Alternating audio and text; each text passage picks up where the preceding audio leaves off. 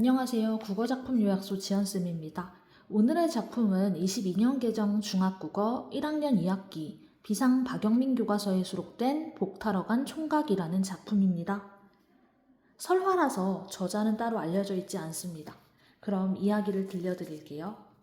옛날에 복이 지지리도 없어서 남의 집에서 일을 하는 총각이 있었어요. 남의 집에서 꼴머슴으로 3년이나 일했는데 승진은커녕 그냥 늘 똑같은 꼴머슴으로 똑같은 심부름만 하고 살았어요. 그러던 어느 날 너무 억울해서 혼잣말을 했는데 옆에서 듣고 있던 상머슴이 이러는 거예요. 그리 억울하면 직접 하늘나라로 가서 복을 타오든가. 그래서 총각은 그 길로 각오를 단단히 하고 길을 떠났어요. 한참을 걸었는데 날이도 저물고 발도 아프고 배도 고프고 잠잘 곳도 마땅치 않은 거예요. 그런데 저 멀리 대궐 같은 기와집이 하나 있었어요. 총각이 문을 두드리니 한 처녀가 반겨주는 거예요. 맛있는 저녁까지 차려주고는 총각에게 어디 가는 길이냐고 물어봅니다. 그래서 총각이 하늘나라의 복을 직접 타러 가는 중이라고 말했고요. 그랬더니 처녀가 갑자기 자기의 이야기를 털어놓기 시작해요. 사실 혼인을 몇 번 할 뻔했는데 어떤 남자든 자기랑 혼인 말만 오가면 큰 병에 걸린다고요. 그래서 여태 시집을 못 가고 있다고요. 자기는 누구와 결혼해야 하는지 꼭 물어봐 달라고요. 총각은 처녀의 사연이 너무 안타까워서 꼭 그 이유를 물어봐 주겠다고, 누구랑 결혼해야 하는지 물어봐 주겠다고 약속하고 다음날 더 발걸음을 재촉했어요. 그렇게 한참을 더 가니까 어떤 꽃밭이 나왔는데 거기에는 어린 남자아이 3명이 울고 있었어요. 무슨 일인지 가만히 들어보니 이 아이들 원래 하늘나라에서 왔던 동자들이고 죄를 지어서 인간 세상으로 쫓겨나서 살게 됐는데 국화꽃을 피우면 하늘로 다시 돌아갈 수 있대요. 근데 10년이 지나도 꽃이 안 피는 게 너무 억울하고 속상해서 울고 있었다고요. 하늘나라 가시는 길이면 저희 사연도 꼭 좀 물어봐 주세요. 하는데 인정 많은 총각은 꼭 알아다 주기로 약속했고요. 그렇게 또 며칠이고 걸었는데요. 총각은 큰 강에 도착합니다.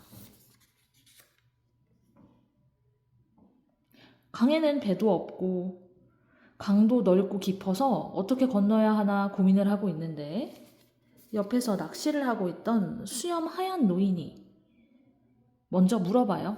어디 가는 길이냐고. 그래서 또 이 총각은 복타러 하늘나라 간다고 했더니 이 노인이 말합니다. 사실 자신은 1000년 동안 이 강에서 살아온 이묵이라는 거예요. 이제 슬슬 승천할 때가 됐는데 어떻게 해야 하는지 방법을 모르겠대요. 대신 하늘나라에 가서 그 방법을 꼭 좀 물어봐 달라고 총각에게 부탁합니다. 그럼 강도 건너게 해준다고요. 총각은 제 코가 석자지만 흔쾌히 그러겠다 합니다. 그러자 노인은 순식간에 거대한 이무기로 변해서 총각을 자기 등에 태워 강 건너편까지 데려다줘요. 그렇게 총각이 강 건너편에 도착하자 하늘에서 무지개 사이로 긴 두레박이 하나 내려와요. 총각은 덥석 올라탔죠. 그렇게 하늘나라로 쭉쭉쭉 올라갔어요. 근데 막상 도착하니 하늘나라의 사람이 총각을 다시 지상으로 돌려보내려고 해요. 총각은 복을 타러 이 먼 하늘나라까지 몇 날 며칠을 쉬지 않고 왔으니 제발 내쫓지 말아달라고 하는데 하늘나라의 사람은 계속 내쫓으려고 하고요. 총각은 다른 사람들의 부탁도 마음에 걸렸어요. 그래서 계속 울며 옥황상제님 부디 불쌍한 자기를 굽어 살펴주세요 이렇게 소리를 쳤어요. 그 울음소리가 컸던지 옥황상제가 직접 나타납니다.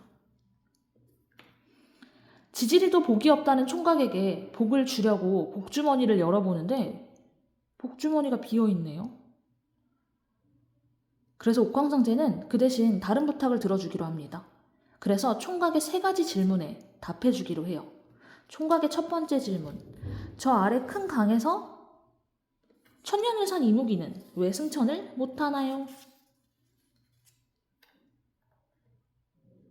상제님 말씀이 입안에 여의주가 3개나 있는데 욕심이 많아서 뱉지를 않아서 그렇대요.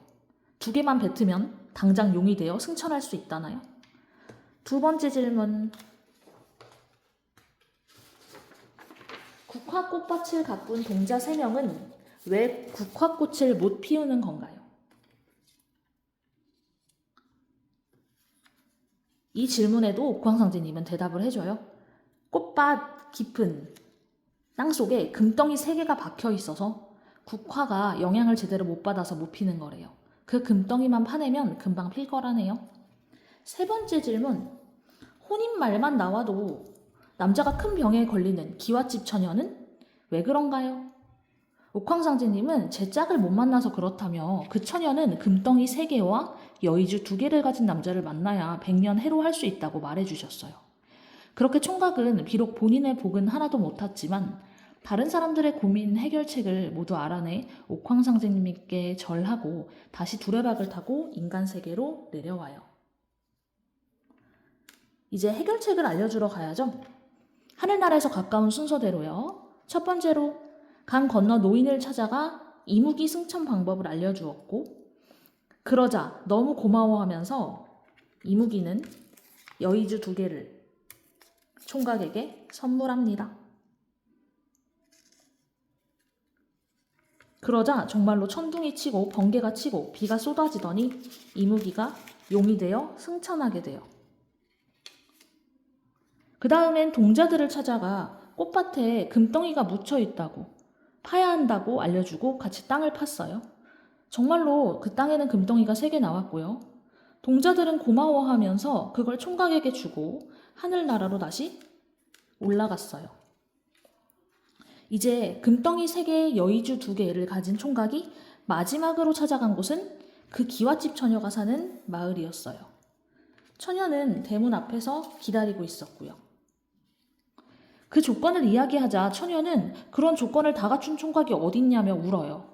총각은 처녀를 달래며 여의주 2개, 금덩이 3개가 있는데 그 사람이 꼴머슴이라면 괜찮은지를 물어봅니다. 처녀는 조건 같은 건 아무래도 좋다고 하고요. 그제야 총각은 여의주 2개와 금덩이 3개를 내놓아요. 그날 이후 총각과 처녀는 혼인을 하고 아들과 딸 낳고 오래오래 행복하게 살았답니다. 비록 총각은 하늘나라에서 복을 직접 타오진 못했지만 다른 사람들을 돕고 정성껏 살아온 총각의 마음이 결국 복이 되어서 돌아온 거예요. 복이란 건 어쩌면 멀리 있는 게 아니라 내가 누군가에게 베푼 정, 마음, 그리고 따뜻함 속에 숨어 있는 건지도 몰라요. 그게 진짜 복 아닐까요? 이렇게 오늘의 복 타러 간 총각 이야기도 끝입니다. 긴 이야기 함께 들어주셔서 정말 감사해요. 다음엔 또 다른 따뜻한 이야기로 만나요.